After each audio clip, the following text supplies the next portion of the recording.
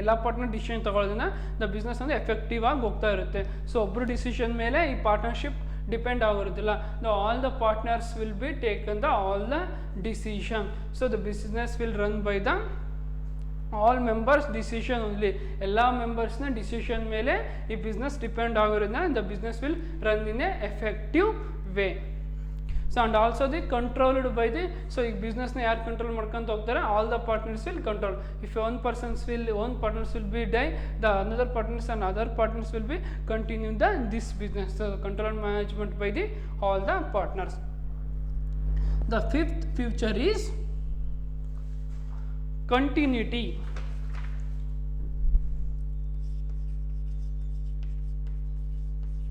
Continuity means ಮುಂದುವರಿಕೆ. If any partners are of a business will death or retirement, it may leads to the end of the business. For example, X, Y, Z is the partners. These are three are the partners who starting a new business. If in case other partners agree to continue business after the death of any partner, it all depends upon the other partner. For example, X ಅನ್ನೋನು death ಆದರೆ R expire ಆದರೆ ಆ retirement ಆದರೆ ಬಿಸ್ನೆಸ್ನ wind up ಮಾಡೋ chances ಇರುತ್ತೆ.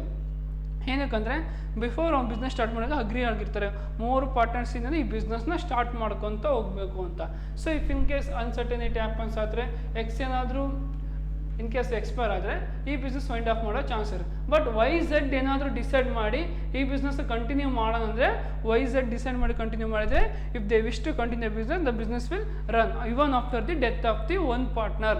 If they wish to continue, they will continue with the basis of new agreement. So ಅವಾಗ Y Z in case new business start ಮಾಡಿ ಹಳೆ ಅಗ್ರಿಮೆಂಟು ನಾವು ವೈಂಡ್ ಅಪ್ ಮಾಡಿ ಹೊಸ ಅಗ್ರಿಮೆಂಟಿಂದ ವೈ ಝೆಡ್ನ ಬಿಸ್ನೆಸ್ ಸ್ಟಾರ್ಟ್ ಮಾಡ್ಕೊತ ಹೋಗ್ಬೋದು.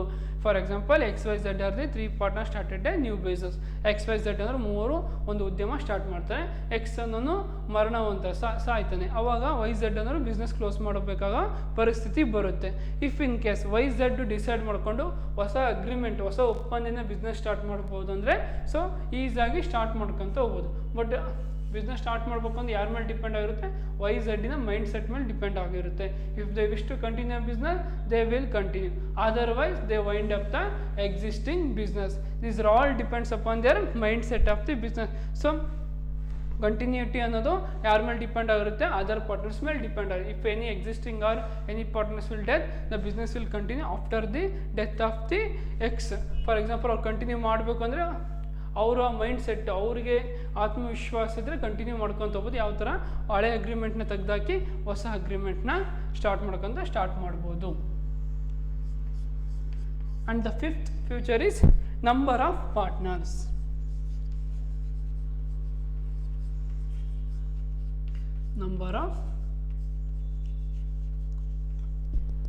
So the minimum number of partner is 2. ಒಂದು ಪಾರ್ಟ್ನರ್ಶಿಪ್ ಸ್ಟಾರ್ಟ್ ಮಾಡ್ತೀವಿ ಅಂದರೆ ಮಿನಿಮಮ್ ಎಷ್ಟಿರಬೇಕು, 2 ಮೆಂಬರ್ಸ್ ಇರಬೇಕು. Minimum partner is 2. So minimum 2 ಆದರೆ ಮ್ಯಾಕ್ಸಿಮಮ್ ಎಷ್ಟಿರಬೇಕು? According to the section 464 of companies act 2013, the maximum number of partners in a partnership firm can be 100. So maximum number ಎಷ್ಟಿತ್ತು according to the companies act 2013 100 ಇದೆ. But ಇವಾಗ ಏನಾಗಿದೆ ಅಂದರೆ as per the rule 10th of the company's miscellaneous rules, it will be the 50. So minimum is 2, maximum is 50. So minimum 2 partners ಇರಬೇಕು, maximum 50 partners ಇರಬೇಕು as per the rule 10 of the companies act 2014. So ಒಂದು partnership start ಮಾಡ್ತಿದ್ದೀವಿ ಅಂದರೆ minimum ಆಗಿ 2 ಪಾರ್ಟ್ನರ್ಸಿಂದ business start ಮಾಡ್ಬೋದು. And maximum ಎಷ್ಟಿರಬೇಕು, 50 ಇರಬೇಕು. So as per the rule of 10. So minimum numbers is 2 and maximum number is 50. And the last futures of partnership is mutual agency.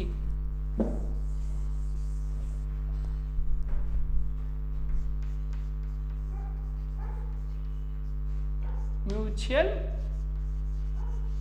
agency.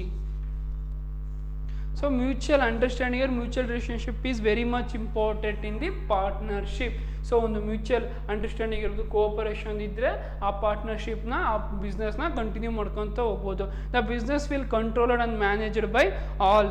So ಒಂದು business, ಒಂದು partnership business start ಮಾಡ್ತಿದ್ದೀವಿ ಅಂದರೆ ಆ ಬಿಸ್ನೆಸ್ಸಿನ ಎಲ್ಲ control and management ಯಾರ ಮೇಲೆ depend ಆಗ್ತಾ ಹೋಗ್ತಾ ಇರುತ್ತೆ.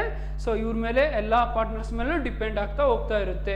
So definition of partnership highlights that is a business carried on by all, any one of the partners acting for all. So every partner is a agent and a principal. ಪ್ರತಿಯೊಬ್ಬ partner ಆ ಸಂಸ್ಥೆಯ ಪ್ರತಿನಿಧಿಯೂ ಆಗಿರ್ತಾನೆ, ಯಜಮಾನನೂ ಆಗಿರುತ್ತೆ. So ಆ ಪಾರ್ಟ್ನರ್ಶಿಪ್ನ control ಮಾಡೋರು ಅವರಾಗಿರ್ತಾರೆ, member ಸಹ ಅವರಾಗಿರ್ತಾರೆ. So mutual understand ಆಗಿರೋದು, mutual cooperation is essential for the every business. Both the roles should be managed by all the partners. All the members or partner decision will be considered. So ಈ decision management ಆಗಿರ್ಬೋದು, control ಆಗಿರ್ಬೋದು, 3 partners ಮೇಲೆ depend ಆಗ್ತಾ ಬರುತ್ತೆ, ಒಬ್ಬ partner ಮೇಲೆ depend ಆಗಿರೋದಿಲ್ಲ.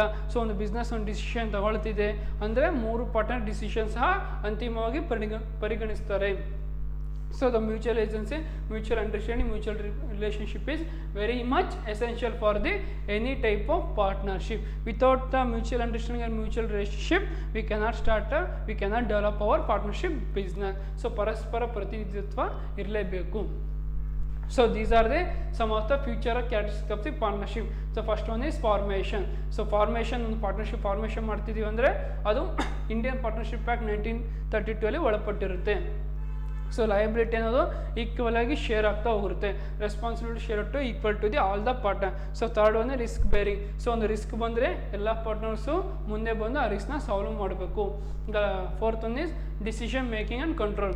So ಒಂದು ಬಿಸ್ನೆಸ್ ಏನಾದ್ರು ಒಂದು ಹೊಸ ಡಿಸಿಷನ್ ತಗೊಳ್ತಿದೆ ಅಂದರೆ ಎಲ್ಲ ಪಾರ್ಟ್ನರ್ಸ್ ಆ ಡಿಸಿಷನ್ಗೆ ಅಗ್ರಿ ಮಾಡಬೇಕು, ಎಲ್ಲ ಪಾರ್ಟ್ನರ್ಸ್ನ ಡಿಸಿಷನ್ನ ಕನ್ಸಿಡರ್ ಮಾಡ್ತಾರೆ. And control and managed by the all the partners. So continuity. So ಒಂದು ಬಿಸ್ನೆಸ್ನ ಕಂಟಿನ್ಯೂಟಿ ಮಾಡ್ಬೋದು even after the death of any partners. If they wish to continue the business they will continue with a new agreement. ಹೊಸ ಒಪ್ಪಂದ, ಹೊಸ ಅಗ್ರಿಮೆಂಟಿಂದ ಆ ಬಿಸ್ನೆಸ್ನ continue ಮಾಡ್ಬೋದು.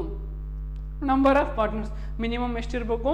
2 ಇರಬೇಕು. ಮ್ಯಾಕ್ಸಿಮಮ್ 2013 100 ಇತ್ತು, but as per the rule of 10/2014 maximum number is 50. So minimum number of partnership is 2, maximum is 50. The last one is mutual agency. Mutual understand ಆಗಿರ್ಬೋದು, ಮ್ಯೂಚುವಲ್ ರಿಲೇಷನ್ಶಿಪ್ ಇರಬೇಕು. ಒಂದು ಬಿಸ್ನೆಸ್ ಸ್ಟಾರ್ಟ್ ಮಾಡ್ತೇವೆ ಅಂದರೆ so mutual understanding, mutual relationship ಇರಬೇಕು. ಆ ಬಿಸ್ನೆಸ್ಸಿನ ಯಜಮಾನ ಅವನೇ ಆಗಿರ್ತಾರೆ, ಮೆಂಬರ್ಸ್ ಆಗಿರ್ತಾರೆ. Both role should be played by the partner. So the partner will play the both role. For example, the principal of the business also the same partner and also the agent.